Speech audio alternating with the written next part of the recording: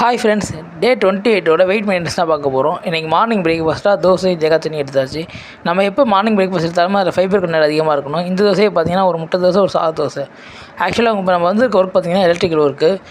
இது ஒர்க் சைட்டை நான் ஆல்ரெடி நம்ம விலாகில் காட்டியிருப்பேன். அதாவது திருச்சி கிட்ஸா ஷாப் இருக்குல்ல, அந்த திருச்சி கிட்ஸா ஷாப்பில் லைட்டு ப்ராப்ளம் ஆயிடுச்சு. அதை நாங்கள் தான் கழட்டி கொடுத்தோம். ஸோ நாங்கள் கழட்டின லைட்டை திரும்பி நாங்கள் தான் மாட்டணும். அதனால் அந்த வேலைக்கு இன்றைக்கி வந்திருக்கோம். இது ஒரே மழை காலமாக இருக்கிறதுனால இதை பார்க்க எலக்ட்ரிஷியன்ஸ் யாராவது இருந்தீங்கன்னா பார்த்து கவனமாக இருங்க. ஏன்னா எங்களுக்கே ஒரு தடவை ஸ்லிப் ஆயிடுச்சு. இருந்தாலும் பரவாயில்ல, எப்படியோ ஓரளவுக்கு ஏறி மாட்டியாச்சு.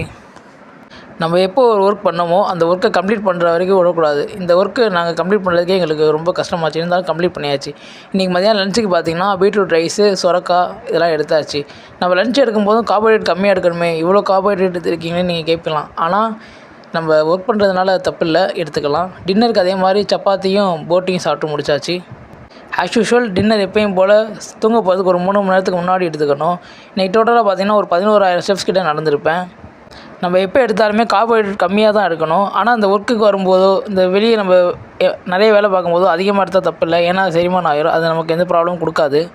டே 29 தான் பார்க்க போகிறோம். இன்றைக்கி மார்னிங் பிரேக்ஃபாஸ்ட்டாக இட்லியும் சிக்கனும் எடுத்தாச்சு. நம்ம சிக்கன் சாப்பிடும்போது எப்பொழுதுமே ப்ரோட்டீன் அதிகமாக சிக்கன் பெஸ்ட்டில் தான் இருக்குன்னு சொல்லி சிக்கன் பெஸ்ட் மட்டும் எடுத்துக்கக்கூடாது.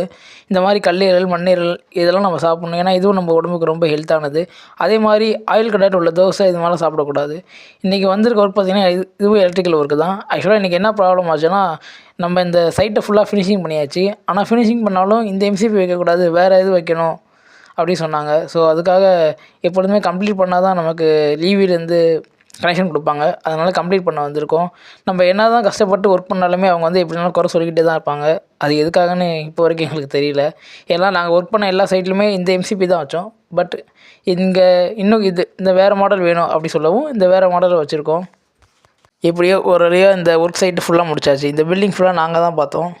இன்றைக்கி மதியம் லஞ்சுக்கு பார்த்திங்கன்னா ரைஸும் மீன் மேக்கர் ப்ரோட்டீனுக்காக எடுத்தாச்சு. மீன் மேக்கர் சாப்பிட்லாமா, தப்பு இல்லையானா ஒரு லிமிட்டடாக சாப்பிட்லாம். அதே மாதிரி ஹோல் எக் கன்சிடர் பண்ணுறத விட வெயிட் லாஸில் வந்து எக் வெயிட்டை கன்சிடர் பண்ணணும். அதே நம்ம வெயிட் மெயின்டெனன்ஸில் இருக்கும்போது ஹோல் எக் கன்சிடர் பண்ணிக்கலாம். அது ஒன்றும் தப்பு இல்லை.